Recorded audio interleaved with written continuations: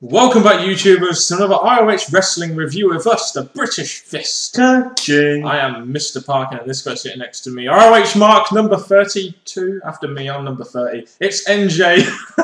What's up? Indeed. And make sure you guys subscribe above as usual, like this video as usual. And if you've watched ROH, please comment your thoughts in that comment section as per usual. Make sure you contact us in the links in the description box below. So, the ROH TV show following on from Glory by Honor. Oh, wait a minute. We didn't see that on iPay-per-view, did we? We really should have, because it looked like a decent show. We got a recap of the main event from last week, where Eddie Edwards used his new Dragon Sleeper, talked to him by Dan the Seven Beast, or whatever the bloody hell his name was, because it didn't get announced on TV, it got announced via Twitter. For some strange reason. WWE's latest craze of Twitter is now all of a sudden catching on with ROH, it seems. Quite fascinating. So yeah, we see that the main event of the evening is going to be Davey Richards versus Kyle O'Reilly. That was announced by Nigel McGuinness and Kevin Kelly. Sounds like a good match. A good opener. It was right for the introduction, so it got us ready for the upcoming show. Yes, and the upcoming show, first to open the show, we had Mike Mondo, the biggest man in ROH. We had him in an interview segment, and while he does come across as a very, forced character, at least it's a fucking character, which ROH really needs at the moment. Characters we can actually sort of think, they're unique and maybe possibly interesting, rather than just, yeah, I'm going to go out there and wrestle every week, and yeah. That's wow, I was really intrigued. I really liked that character you just did there. Oh, shut up. You ROH mark number 32, like I just said earlier. Mike Mondo versus Alex Silver in an enhancement match. What did you think to this segment as a whole? Okay, for an opener, it does need to have length to get you ready for the wrestling that's coming later in the show. It was an okay match. Again, I weren't fully into it because I'm not really behind Mike Mondo, but again, it was a good opener, I guess. Mike Mondo got an interview segment. Mike Mondo got a match. He won via a double arm DDT after 5 minutes. I imagine since they've made him win this enhancement match, they're going to be doing something with Mike Mondo, and I'm all for it, just because they need some more characters and some more different types of wrestlers in there that are going to make their usual average 5'9", 200-pound guys look different and unique in some way. Yeah, and his video package before, he did say he's going to go off and do what he did, which was win. Yes, so. And he's the wrestler that steps over the top rope by also stepping on the bottom rope first. It's funny shit. We then had Jim Cornette talking about responding to Steen's lawsuit. He's denying all the accusations. This was nice and short, I guess. That was good. And it's all Steen shit, so I'm pretty happy. It's nice they're kind of putting Steen stuff on TV each week, in my opinion, even if it was just a short interview segment.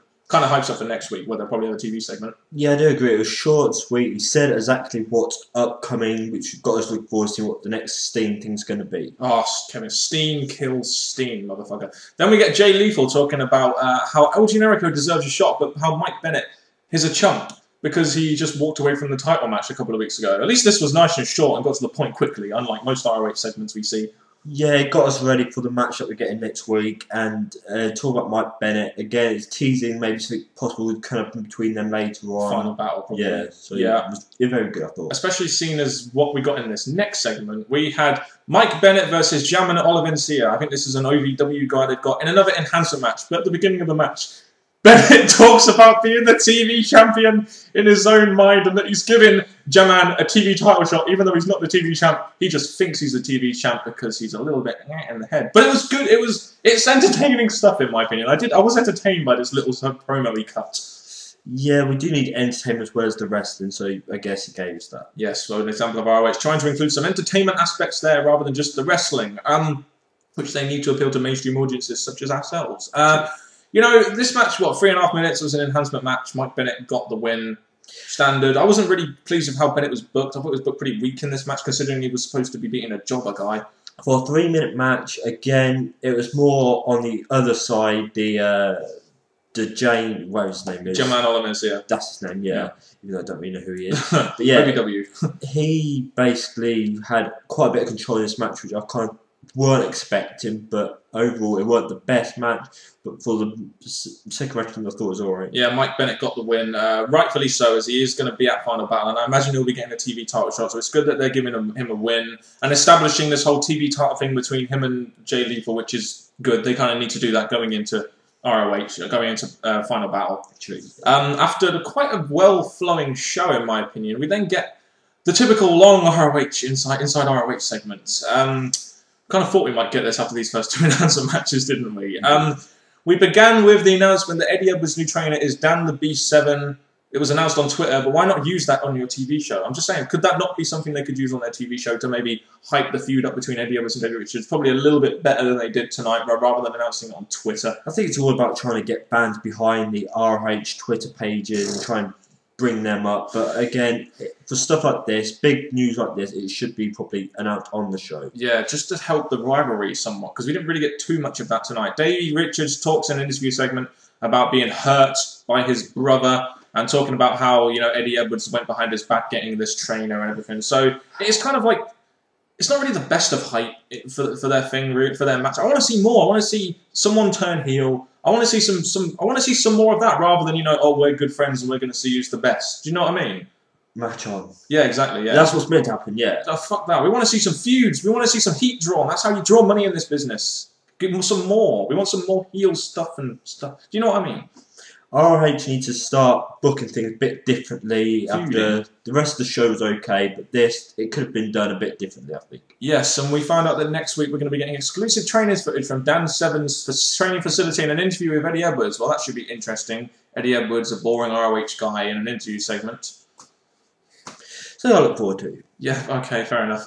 We did get a little recap of the All Night Express World Greatest Tag Team promo segment recap from last week. This is kind of teasing that they're going to have a Proving Ground match at some point, and I think it'll be a triple threat tag team match for the tag title final battle. Just a thing, just what I think. A match involving more tag teams, the better. I think if that happens, go for it. Yes, but we're also having Briscoes facing Cedric Alexander and Coleman to try and embarrass the World's Greatest Tag Team. And I imagine this has just been done so that Briscoes can get a win going into the fight, going into the iPay-per-view. Not really sure. I don't really like Coleman and Alexander that much as a tag team, especially after they're showing against World's Greatest Tag Team. But I guess the Briscoes will beat them, and that'll be that. There's another match made for some point in the future, even though we didn't get announced exactly when it was. I'm not looking forward to that, but again, it's all going to build up to the match that we're going to probably get a pay-per-view. What did you think of this whole segment? It went on for a long time, and it didn't seem to really get going, in my opinion, this segment. No, the effectiveness that was meant to come from this was not really there. You would expect from inside ROH, but just weren't there. Yeah, exactly. That's how I personally felt about it. We then get a Davey Richards versus Kyle O'Reilly main event. Team Richards battling it out. Davey Richards gets on the mic at the start and talks about they're having a fight American Strong Style, and I was a bit like, what the hell's American Strong Style? This is like MMA or something. I guess they just wanted to show off that Davey just wanted to show off his skills and wanted it to be about him and his partner, whatever. Yeah. For some reason, though, Truth Martini, Life Intervention Expert, LIE, Lie, the House of Truth.